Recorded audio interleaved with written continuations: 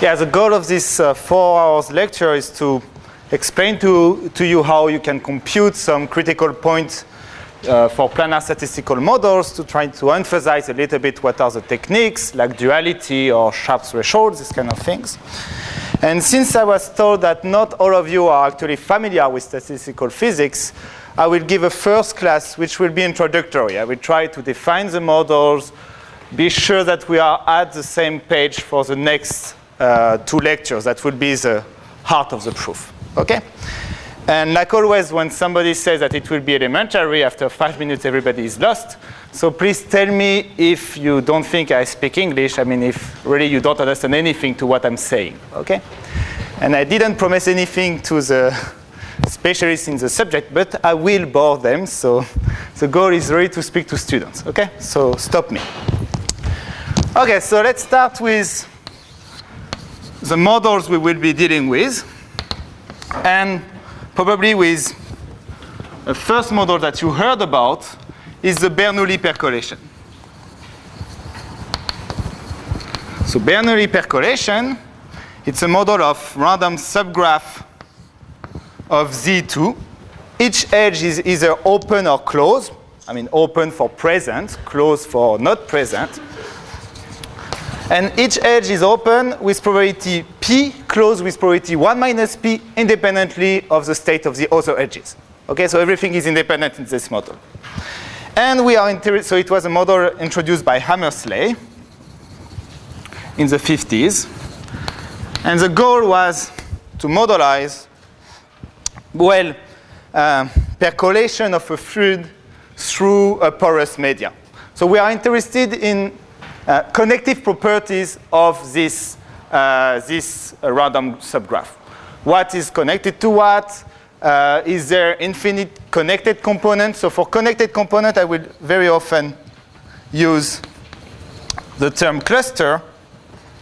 Okay, so in my language, it's equivalent. So is there an infinite cluster? Is there, what is the size of a typical cluster, etc., etc.? And the b-a-ba in the subject is that there exists a critical parameter, PC. So if I plug P is the edge density, there exists a critical parameter below which almost surely you have no infinite cluster. So almost surely no infinite cluster. Oh, I forgot to say it, but I mean, planar for me means Z2, okay? Always on Z2. That's one of the things you need to remember. So below PC, there will be no infinite cluster almost surely. And above these parameters, there will be an infinite cluster almost surely. Okay, so there is a phase transition, a drastic change of macroscopic properties of my model at some parameter PC. Okay, so this probably you already saw this thing. Let me just emphasize that it's very easy to convince yourself that this PC exists. Why? Because when you raise P, there are more and more open edges. That's at least the intuition of it. Okay? Well, an open edge is, an edge is open with probability P. If I raise P, more open edges. And actually, you can even make sense of this by defining a coupling in which actually the configuration will be increasing in P. So let me do the following. I want to construct on the same probability space a family omega P of random subgraph of Z2, such that omega P is exactly a percolation model of parameter P. So how can I do that? I can simply, on every edge of my Z2, define a random variable UE, which is a uniform random variable on 0, 1. So it's uniform in 0, 1. And now if I define E to be open in omega P, if UE is smaller or equal to P, well, you see that omega P will be exactly simple as a percolation model of parameter P. Why? Because every edge will have exactly probability P of being open, and this independently of other edges.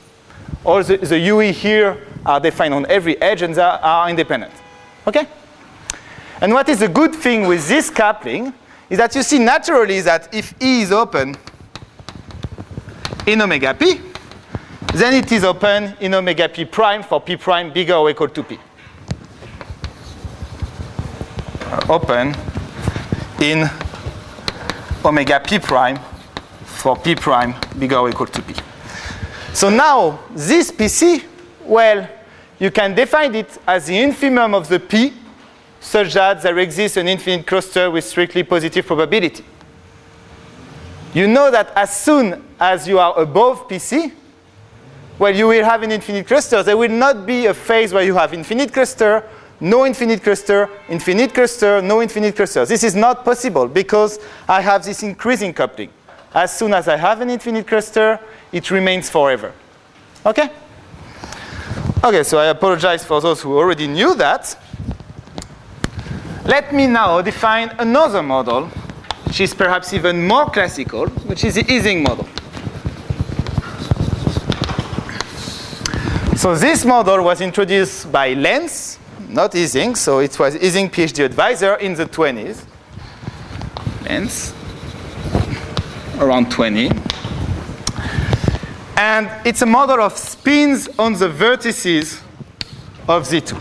So each vertex of Z2 will receive a spin either plus or minus. Okay?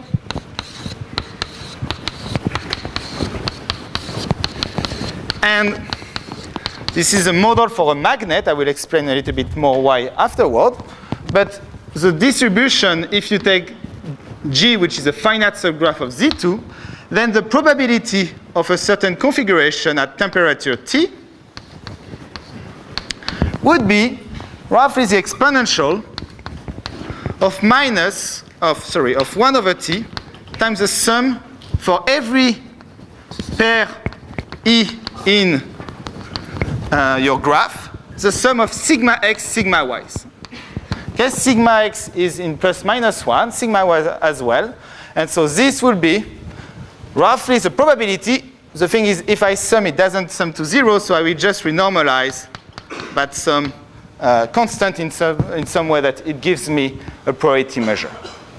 So what does it tell me? This tells me that, you see, the probability of this is basically counting up to a universal constant. This is counting the number of neighbors who don't have the same spin.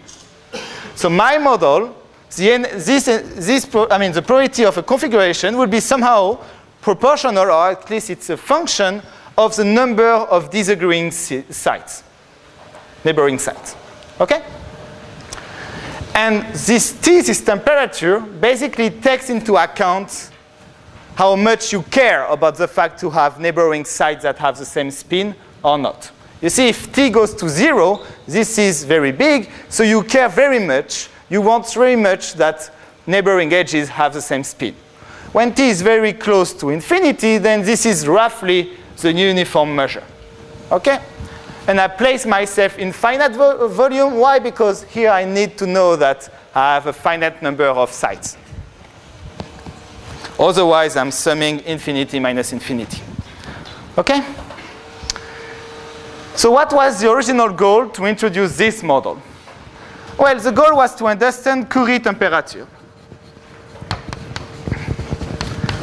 So let me just draw. I'm drawing very poorly, so I apologize for that. But imagine you have a magnet, okay? And you just look at an iron bar suspended at some point. Well, at ambient temperature, actually this iron bar will be attracted by the magnet. Okay? Now, if you raise the temperature, because, I don't know, you have something to raise it, then at some critical temperature, actually the iron bar will come back to its original place. It will not feel the magnet anymore. If you stop raising the temperature and actually the temperature goes down, then the magnet will, the iron bar will once again be attracted by the magnet. And actually, the reason is that every atom of this iron bar can be understood as a small magnet, which has an orientation plus or minus, and that this magnet is forcing neighboring sites on the boundary of your iron bar to be plus, to be aligned with it. Now, at very high temperature, globally inside the magnet, well, atoms don't feel that the boundary sites are aligned with the magnet. They don't feel that they are all plus. While at low temperatures, they do feel it. Okay, so the goal was to introduce somehow a model that takes this into account. And this is the model. Why? Because you see, you can change a little bit your measure and say force spins on the boundary to be plus. So let's say the boundary is simply sites that are actually connected to the outside of my graph G. Then I can force, and I will simply just add a plus here, boundary sites to be plus. So this exactly means that I'm only looking at configuration with plus boundary condition, with spins on the boundaries that are plus. And now trying to understand this thing is equivalent to trying to understand that actually what is the average spin of the site at the origin, say. Is it, you see, it's a little bit favored by the plus boundary condition because I want to be aligned more or less. But depending on the temperature, when I let Gn go to the whole lattice Z2, boundary conditions are getting further and further away, and my spin at the origin feels less and less the effect of boundary conditions. You can think here it's a very big iron bar, so atoms, there are many, many atoms in it, and in particular, atoms at the center of this bar don't really feel, are very far away at least of the boundary condition. But now the answer here, actually when Gn goes to infinity, will depend on the temperature. What is the limit of this thing will depend on the temperature. And if you plug the temperature here, so T, this is 0, then there will be a critical temperature Tc, such that below this temperature, this thing is going to converge with a constant which is strictly positive. I will call it m of t. It's called the spontaneous magnetization. So even so, the boundary conditions go to infinity, go very far. There is an infinite range memory. Somehow the spin sigma 0 remembers that it should be favored by plus boundary conditions. Even so, they go to infinite distance. Above Tc, you actually get that mt goes to 0. This thing goes to 0, sorry. So in this case, it becomes completely symmetric. Plus and minuses play completely symmetric role. So basically, you forgot about the boundary conditions. Okay? And this is exactly what happened here. When T is large, the spontaneous magnetization, the average magnetization inside your iron bar is 0. So basically, the iron bar is not attracted by the boundary because it's only a surface effect, and it's not enough to actually attract the iron bar. When T is smaller than Tc, this is the case. The whole magnetization in your iron bar is plus, or a little bit plus, and so you are attracted. Okay? And the intuition for that, if you think about it, if you think of temperature in terms of excitation, just means that if T gets higher and higher, the excitation in the model starts to be bigger and bigger. You care less and less about being aligned with your neighbors, and at some point, you just forget about long-range pluses. Very far pluses. But you see that despite, it's not exactly as easy as in this model to see that there is a phase transition, because there is no coupling between different temperatures. You cannot really couple the Ising models together in such a way that the excitation gets bigger and bigger. This doesn't really make sense, at least naively. So here we have a difficulty, which is why does there exist a phase transitions? Existence of a phase transition.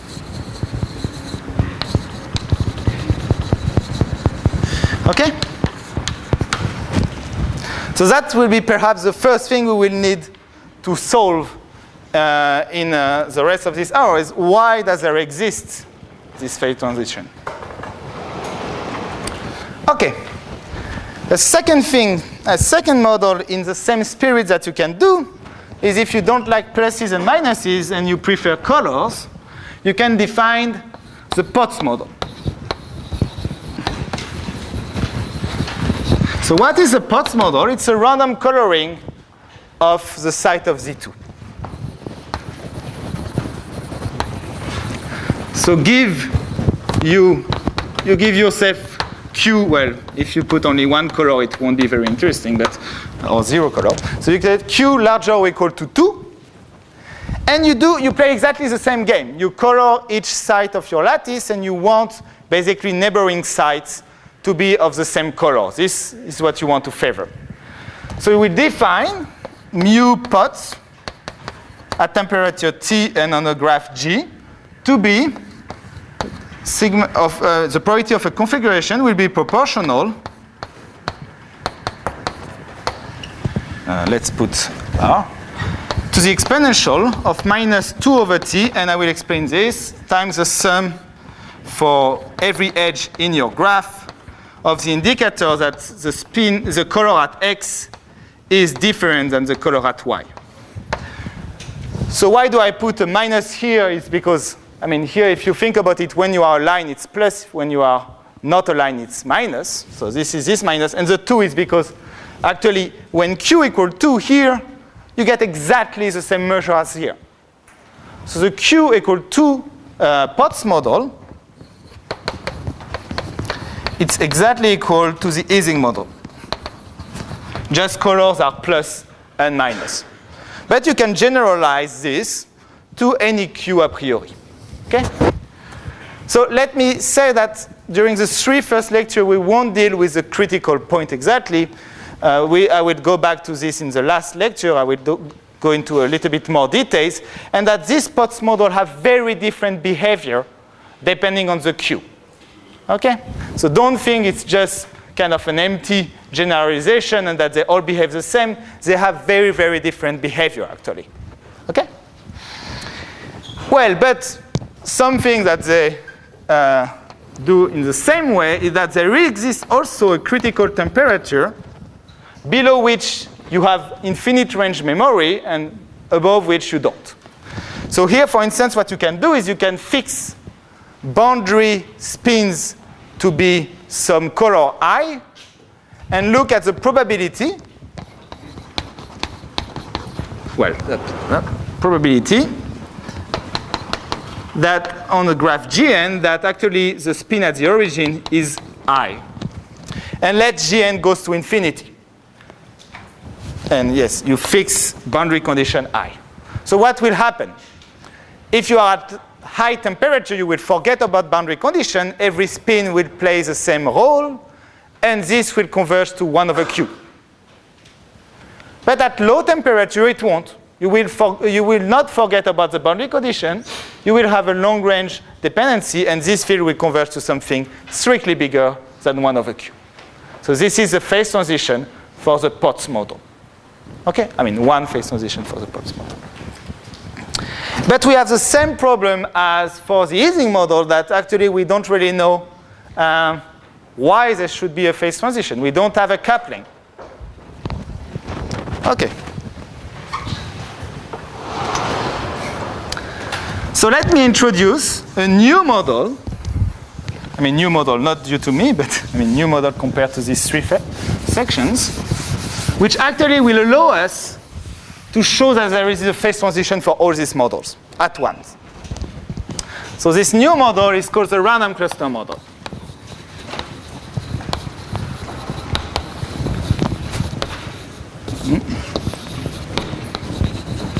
And I have very hard time deciding how I will call it, because sometimes I will use FK percolation. I apologize. But every time I choose to call it one way, I call it the other way, and so on. So, okay, the 2 models are the same. And this model is actually a unification of all these models. Okay? More or less. So the idea is to try to generalize. It will be a percolation model. It's a model of random subgraph of Z2, each edge being open or closed. And the probability of a configuration in a finite graph G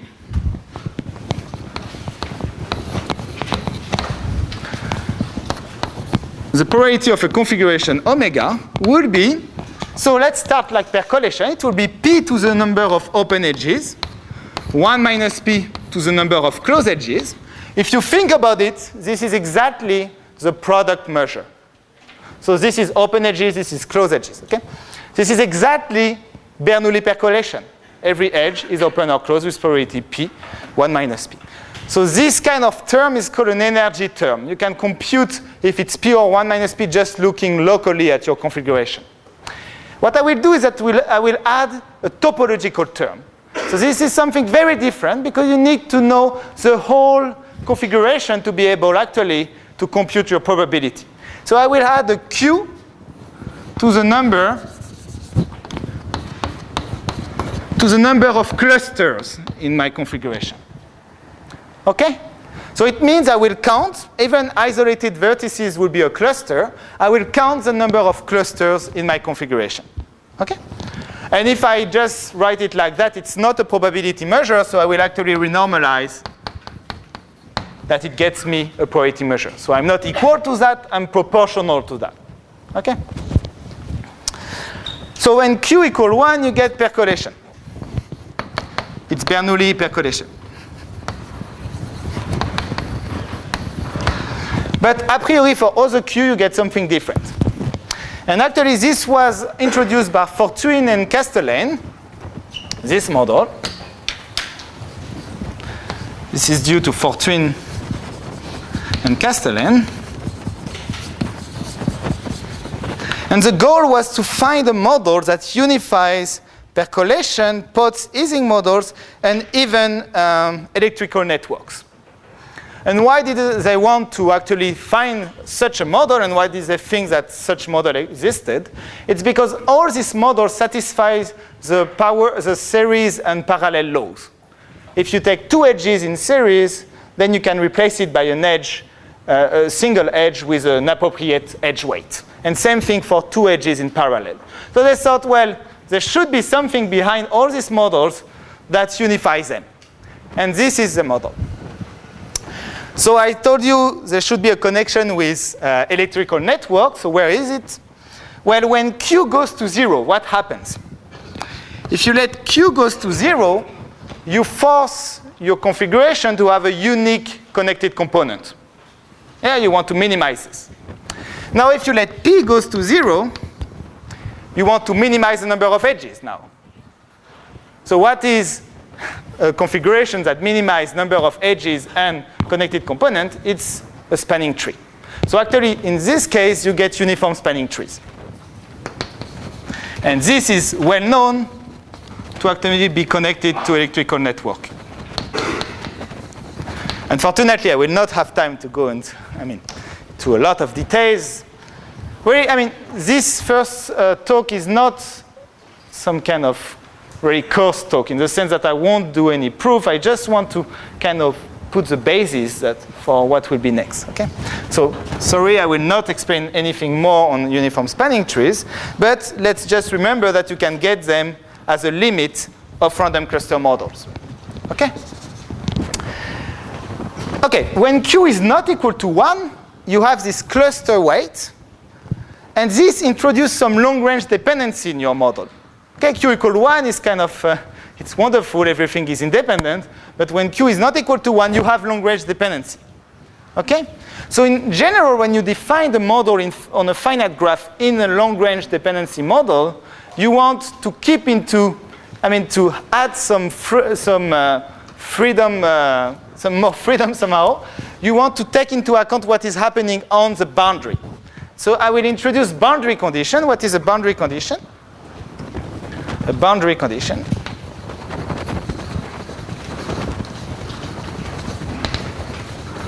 This is a set of abstract wiring, or if you prefer, abstract edges between boundary sites. I'm just specifying in addition to my measure, I'm telling you such boundary site is actually connected to this one already. It's false. And this one is connected to this one, etc., etc. Outside of the graph. It has nothing to do with the inner configuration. It's already given. And how will it, have an impact on this measure? Simply, I will define the measure with boundary condition xi by counting actually clusters in omega cup xi. Okay? So somehow the boundary conditions, it's only involved in the computation of the cluster weights, of the number of clusters. Okay? And just to give you a few examples of boundary conditions, well, I will not be too nasty about that, but let's mention 3 of them. For instance, you can put free boundary conditions that I will denote 0. Free boundary condition. What does it mean? It means no boundary edges are connected a priori. Just actually, it's like no boundary conditions. Okay? So no wirings. I can also define, so this is example, wired boundary conditions. And as you can guess, it means that all the boundary edges are actually already wired together.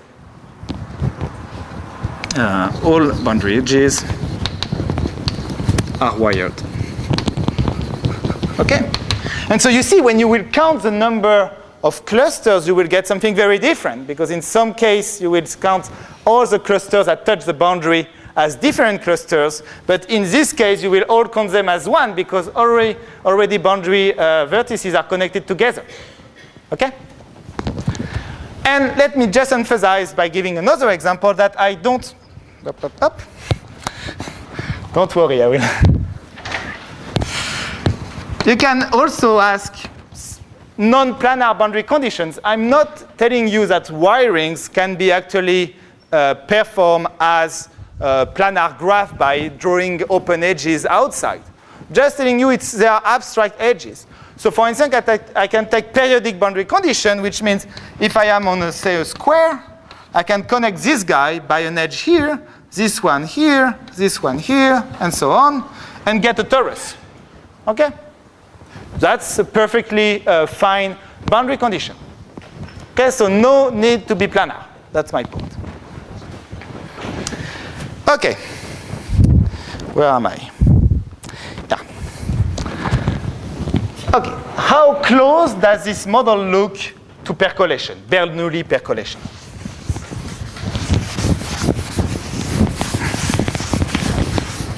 Well, I'm not that tall, sorry. Well, it looks pretty close when Q is bigger or equal to 1. And I will explain this just later. So sharing many properties with Bernoulli percolation when actually Q is larger or equal to 1. And what do I mean by that? I mean that they are positively correlated. So let me introduce this. It will be crucial for the next lectures.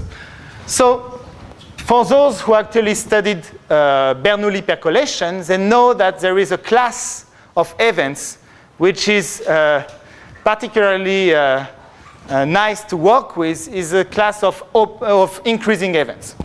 So definition, A is increasing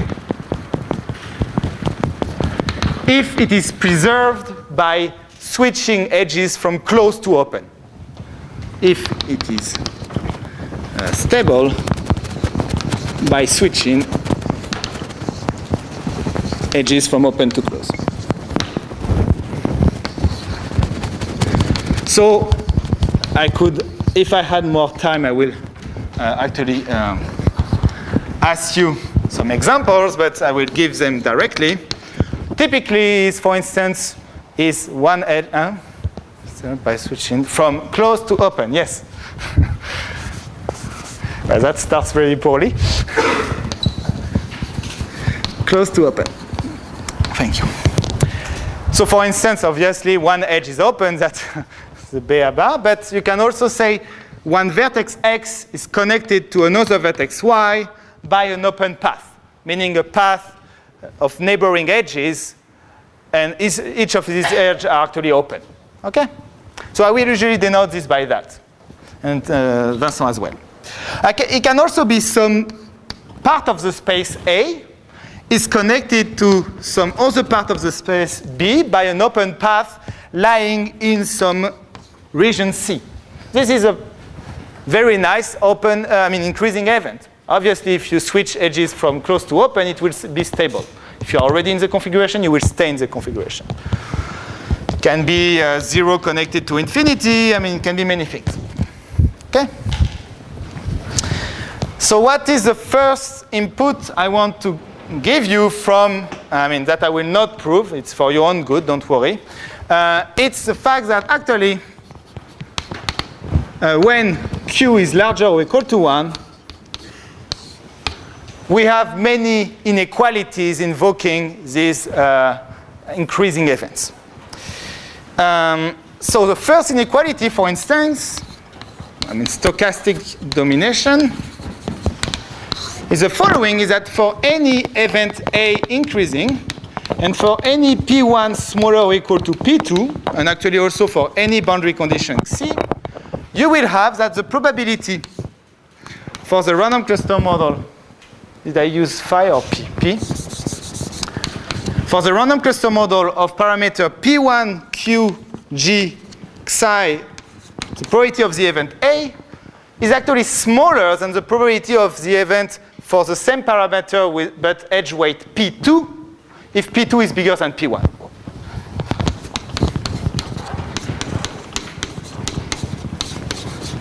So this is roughly telling us that if you increase P, you have more and more open edges. So obviously for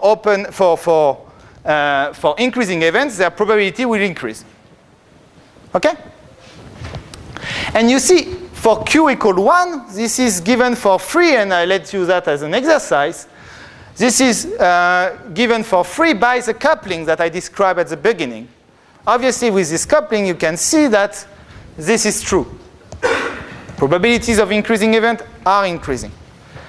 But here, I'm not telling you how you couple the models together. And the reason is, it's a good reason, is that it will take too much time. This is much harder to couple random cluster models together. There is a way to do it, but, well, you don't want me to do it, hopefully, because anyway, I will not be able to do it. Okay, that's the first property that we will use, and that's somehow saving us, that's telling us, okay, probability of increasing events are increasing. So the second condition is the FKG inequality. So what does it tell you? It tells you, well, whatever psi and whatever A and B increasing, well, the probability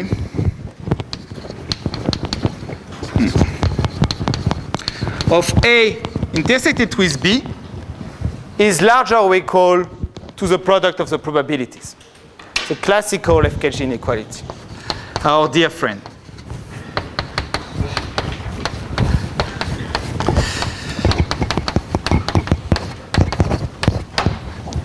And for people who never saw this inequality before, I'm very happy to be your first time.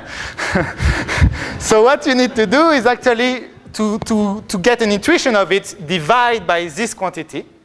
And you get that it's a probability, or by this one, let's say, you get that the probability of A knowing B is bigger or is equal to the probability of A.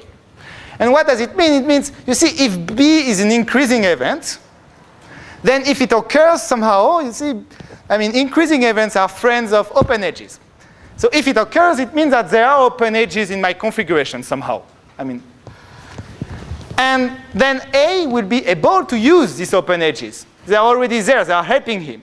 So the probability of A knowing B is larger or equal to the probability of A. Okay? second exercise, try to prove this thing for Q equal 1 for percolation. And you can simply do actually an induction. It's an easy exercise. A little bit less easy than this one, but still. Don't try to do it for Q not equal to 1. By the way, so I should say if you want the proof of these things, don't come to me. No, I know the proof, but it's probably better if you actually go to see, for instance, Grimet monograph, smartly called a random cluster model. So you will find it easily. And all these things are actually proved in this, and they are very well proved. So I think that's the best way for you if you want to learn more about the subject. Let's speak about the last inequality that will be useful for us. No. It's actually monotonicity in boundary condition. The comparison of boundary conditions.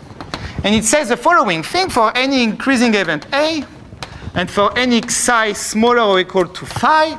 What do I mean by this? I mean that if two edges are wired in psi, they are wired in phi. Okay? There are more wiring, more abstract open edges outside of my graph. Then actually, well, you can guess what will happen, remembering that our events are friend with open edges, then the probability of A with psi boundary condition will be smaller than the probability of A with phi boundary conditions. Intuitive. Actually, for those who want, they can try to derive this from this. Okay? So that's my main outside input, and I'm very glad not to prove it. Okay? I will just say a word on the proof, actually, still. So for Q equal 1, you can try to prove all these things. I prove the third thing. I mean, you have even an equality. You can try to prove the other one. For Q not equal to 1, the argument goes as follows. You need to use Bernoulli criterion.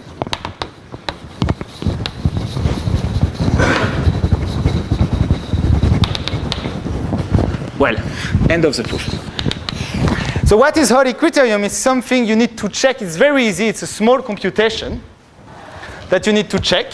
And in this computation, when you do it, you will see that Q larger or equal to 1 is crucial. It's a very simple computation.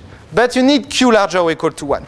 What is not clear is how then this Bernoulli criterion, implies all these things. And why did I wrote this? Is because I want really to emphasize that this is actually not true for Q smaller than 1. This Bernoulli criterion is not true. And in fact, for Q smaller or equal to smaller strictly than 1, you can even check that if you take this very interesting graph, where the probability for some range of P, the probability of this edge being open intersected with this edge, so probability of both edges being open, will be actually smaller than the product of the probability that each of these edges are open. Okay? So it's actually wrong for Q smaller than 1. And I would even, this is the first justification why it's wrong. I would like to give you a second one. Remember that when Q goes to 0 and P goes to 0, I get the uniform spanning tree.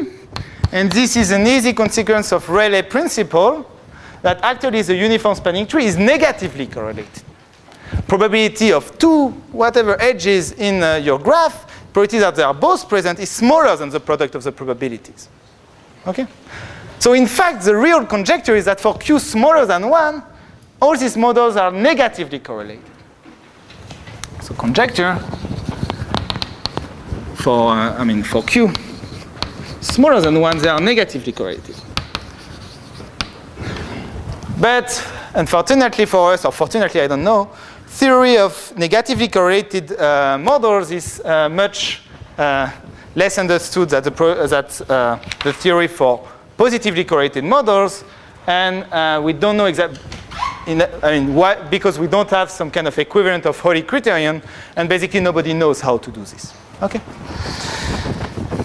Okay. let me give a first application, is that for, you can define, no, let me, sorry, give a second, input. Well, let's write it here. Input 2, theorem. We have long-range dependency, so we need to be able somehow to handle this long-range dependency. And a good tool for it is to use the domain macros property. So what does it mean?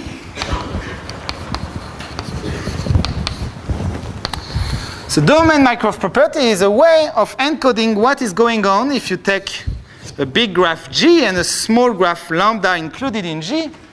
What is the probability of some random cluster model on G when you look only at the configuration in lambda? And you condition about what is going on outside. You condition about the configuration in G minus lambda, and you want to understand how it influences what is going on inside lambda.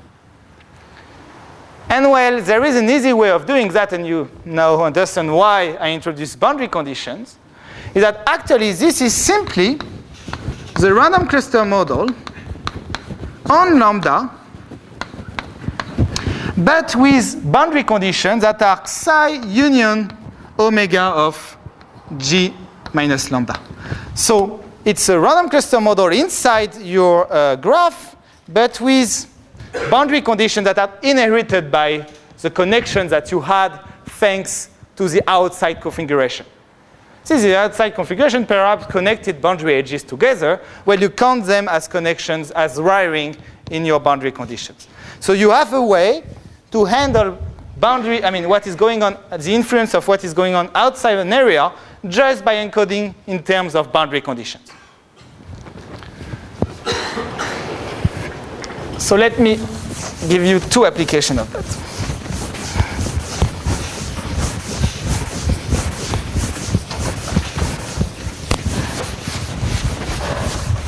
So application 1, if you want actually to understand a phase transition, you need to go to infinite volume.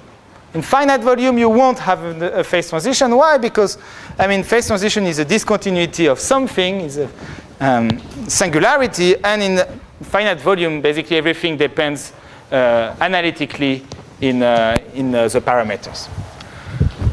And to define this infinite volume thing, what you can do is you can simply look at the following sequence of measure, P1, G, P, Q, but now in, say, a box minus n squared, so in a bigger and bigger box. And notice that now if I look at the measure on the box of size n plus 1 times n plus 1, well, what happened? If I look at this measure but restrict my attention to the box of size n, then I see a random cluster measure with some random boundary condition inherited by what is going on in the annulus of size 1. But this boundary condition, you see, they will always be smaller than the wired boundary condition, because wired boundary condition connect everybody anyway. That's the biggest boundary condition in some sense. So actually, this thing will always be bigger or equal in some stochastic domination sense to the same measure on minus n squared, n plus 1, n plus 1. Well, if somebody managed to read this, okay, that was written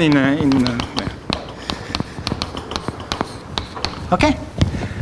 So in particular, for every event, increasing event A, this probability of A is decreasing and admits a limit. And this allows you to define the measure in infinite volume by saying the measure of an increasing event is actually the limit of these measures. Okay? So let me define this limiting measure. Let me call it P1, PQ. This is the random cluster model on Z2. I won't specify the graph, with wired boundary condition. So they are wired boundary conditions. They disappeared, of course, because Z2 doesn't have boundary conditions, but they were important in the construction of my measure. Okay? And by the way, be careful. If I do the same thing with free boundary conditions, what do I get? Well, exactly the opposite. Free boundary conditions are the smallest possible boundary conditions. So this measure will be increasing in terms of stochastic domination. Probability of an increasing event will increase. I can still define a probability measure at the limits, which will be the probability measure with free boundary condition in Z2. Well, this measure has no reason to be equal to this one. There is no uniqueness, no standard way somehow to define an infinite volume measure. But, well, that won't be a problem for us.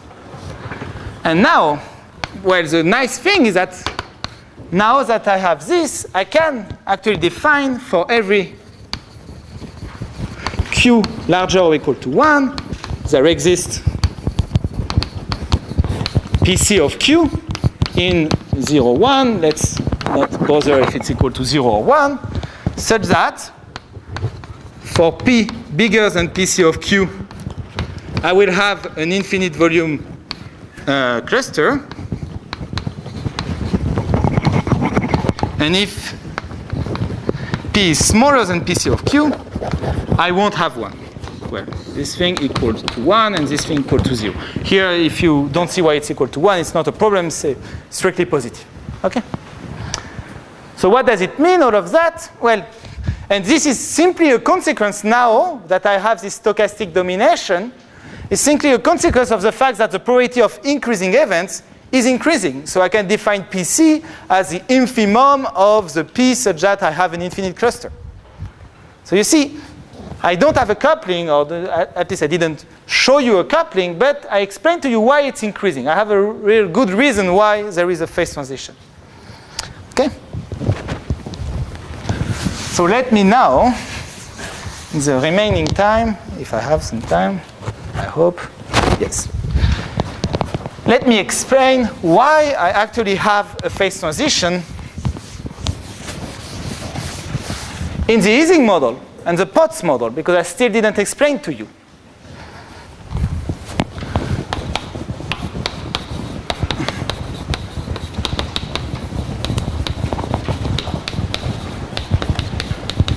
Okay, and the idea is that you can actually relate, because so far I also didn't explain to you why the Ising and the Potts model were actually related to your random cluster model. I explained for percolation and electrical network, but not for Ising. Actually, they are coupled. You can make them live on the very same probability space. And how do you do that? Well, imagine you have a configuration omega of open edges. You have clusters, and you can play the following game. You can simply color each cluster uniformly. So you will give the same color to every site of a certain cluster. Okay? So you color each cluster uniformly. So you choose a uniform coloring, meaning that each cluster will receive one of the Q colors uniformly, and actually it will not depend on the color of other clusters.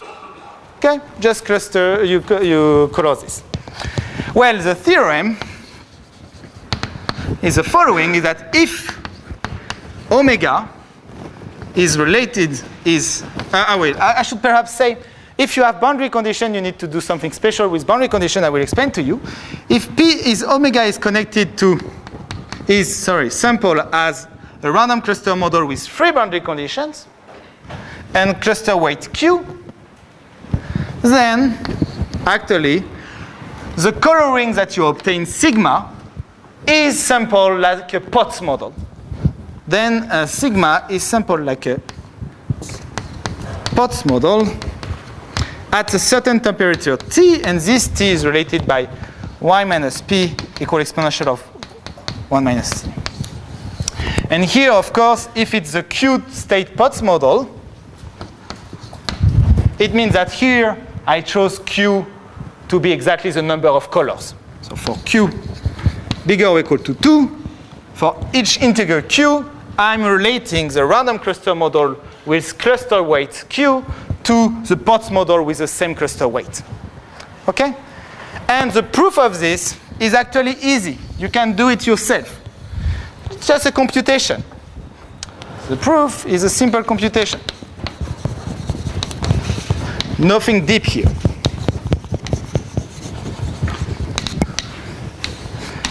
By the way, you can also, here if you take, say, let's take Q equal 2. It's usually simpler to look what is going on when Q equal 2. Q equal 2 is the Ising model. Okay, I color by plus or minus each of my clusters. If instead of taking this, I take this, I take wired boundary condition. Then what I can do is I can color each cluster uniformly, but force the clusters that touch the boundary of my graph, I force it to be plus. Okay, just it's a different way of coloring the thing, but I force it to be plus. Then what do I get here? Well, here I will simply get the measure condition to have plus boundary conditions. Okay? So why is it a good thing to have this coupling? Well, like always, when you have a coupling, it provides you with a dictionary. It allows you to translate properties of one model to the other model. So let me give you an example, which is important. What is the probability for Ising model at temperature T that the origin, what is the average magnetization of the origin? Well, if the underlying random cluster model, if 0 is not connected to the boundary of my domain, see, my cluster is not connected to the boundary, then I say that I choose the spin of my cluster uniformly plus or minus with probability 1/2. So the average magnetization is 0. I mean, it's plus or minus with the same probability. Now, if I'm connected to the boundary,